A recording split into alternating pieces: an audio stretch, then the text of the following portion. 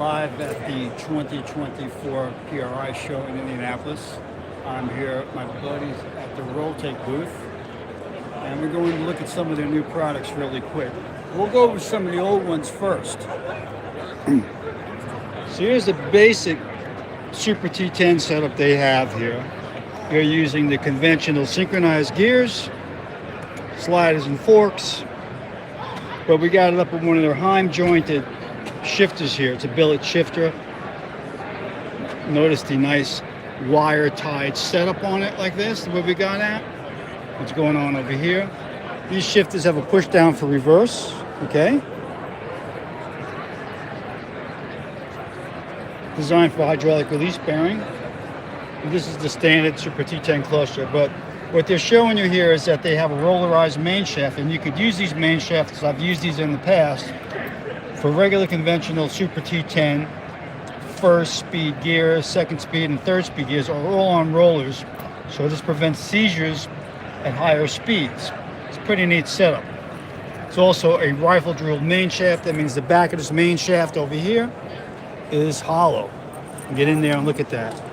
Moving on, we got another setup here with the dog ring type gears.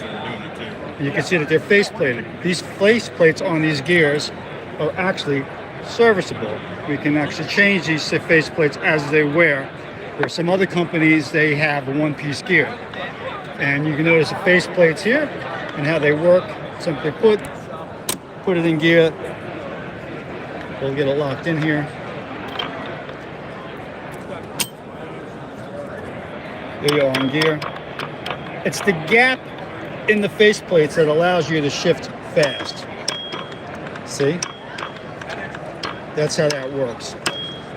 The other thing is when you make a face-plated box like this, same thing.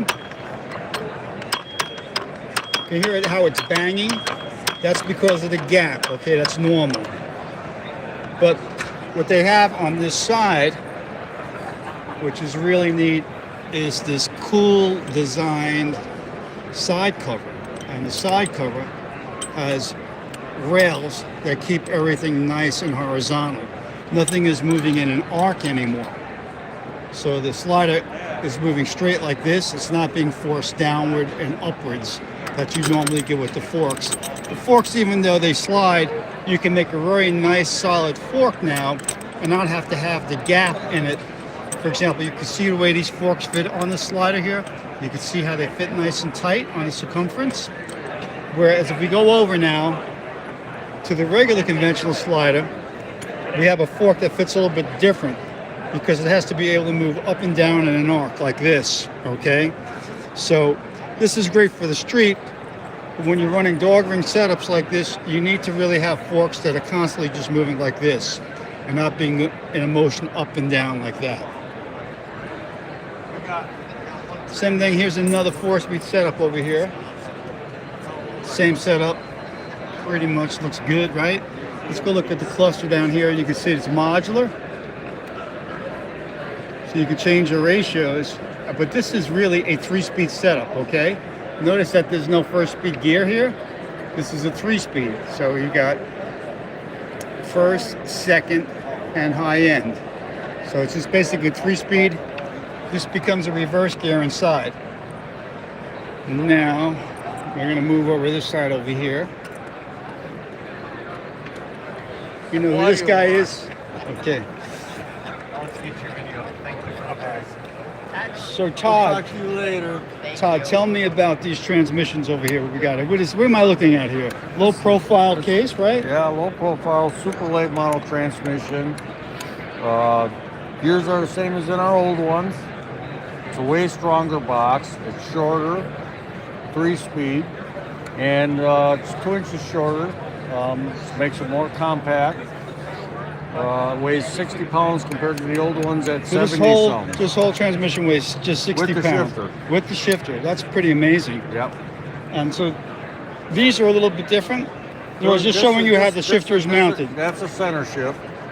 Okay. So when you do a center shift, is it a different case or is it different? No, same case. So the rails are coming out, you're just mounting it different. Right. This The is extension a side has- shift. And are the extension housings different? You just Yes. machine them differently. Yeah, they're machined different. So this tail housing is machined for the center shift, right? and that's This one's machined for a side shift. See where the bolts are on the Right. brackets? these brackets offset more towards the driver, where Right. this one here is more Straight towards line. right. Yeah, I Now see this that. one here, we can move the shifter any place we want. That's a single rail cup shifter. This is very cool too. So now we got this one here. Same case again, but No, or different. different case. There's a different We case. machine this one different. It's the same casting. We machine it different for the single rail. And then we have a special cup shifter on it so that we can move this shifter anywhere we want with the joints. Right. Nice.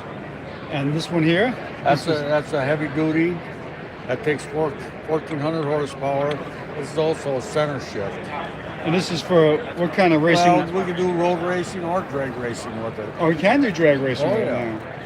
Yeah, this has the cuff in it. Mm-hmm. And all of that. The gears are all bigger. They're all So the 3.5 cuff, just to inch explain to centers. people, is you got a cuff in the center of the two gear trains to keep them from spreading apart. Correct. Is the center bigger on this setup? Yeah, 3.5 inches. Just a 3.5 inch center, The other compared to center- what the old Hemi boxes used to be 3.5, I believe. Or were they 3 3/8? I think they were 3 3/8, and then the T10 boxes in the Muncies are all 3 1/4. The 3 1/4, so they were a little bit bigger, but this Right. is 3.5 inch centers. Right. So this is a pretty big, beefy transmission. Yeah, the gear teeth in there are quite a bit bigger than the other stuff. And to give people an explanation, you can see how long this transmission case is because of the centers. Right. Like that. That's pretty sharp. Are you figuring about how much horsepower again? About 1,400 it'll take. 1,400 horsepower. Wow. That's pretty amazing. Like that. I mean, we put 850 horsepower through these boxes. Right. But these are not. This is not like impact like drag racing would do. It's not impact. So this can take. is. This can't take the impact on it. Like And that. it's all 9310 material, aircraft steel. These gears. 9310 gears. Yep. Right. Beauty. Very nice. How much does this setup weigh with the shifter? If we About figure? 90 pounds. That's all. Yeah. That's not bad at all. No. Really beautiful case too. Yep. Beautifully webbed, nice setup on it. I'm kind of jealous. This looks better than mine, Todd. Well, here you go. How do you like that webbing? Yeah, that's nice too. All for straight. Right. The webbing allows you really to keep everything less tapered in a way, Right. and keeps it more uniform. Also, sometimes it does have some sort of heat benefit to it too. Help dissipate heat, I think. Like that. You know, and on these, not like a T10 or a Muncie, on these I can take these bolts out of the back, Mm-hmm. and I can take the complete guts out in one shot. No, is the mid plate attached to the tail that you can do that, or Yes. is it bolt? No, the mid plate's separate. Okay. Mid plate separate, but like on these here, okay, if I take the mid plate bolts out, Mm-hmm. all the guts will come out in one shot. Wow. You know, this, and the other neat thing about this is we actually took some of the design from in Europe. Mm-hmm. The reverse housing is bolted onto the mid plate. There's not Yeah, a, like there's the old not some- Nissan boxes There's would not do. something in, you don't have the boss inside. Right. That's why you can pull all the internals out. That makes a lot of sense. So these gears here, are they for this big unit here? No, these are actually Jericho gears that we make. Uh-huh. We make gears for almost every transmission out there. You know, and then these are lighting sliders and hubs for Jerichos. You can feel how massive this is. This is a typical reverse first and Yep. second setup on it. Yep. Nice. Look You know, at that. and then we take a lot of material out of this just to lighten that up. Sure, I can imagine. This is heavy as it is. You know, here's a hub. That's nice. Yeah. It's a great idea.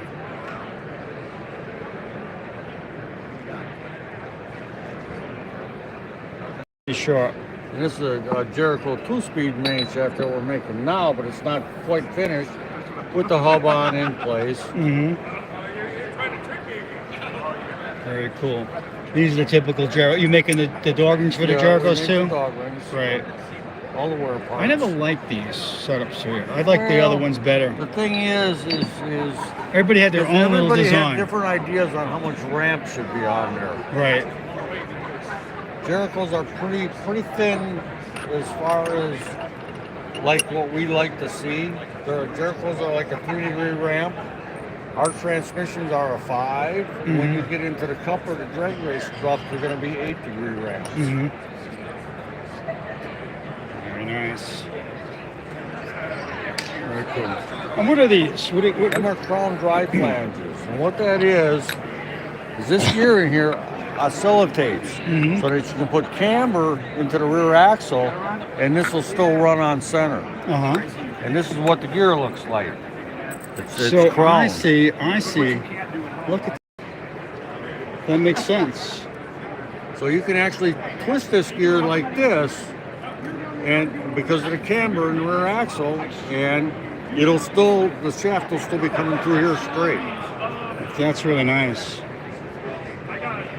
Pretty cool. Todd, as usual, awesome. Thank you, Todd. Yeah, not a problem. What was your name again?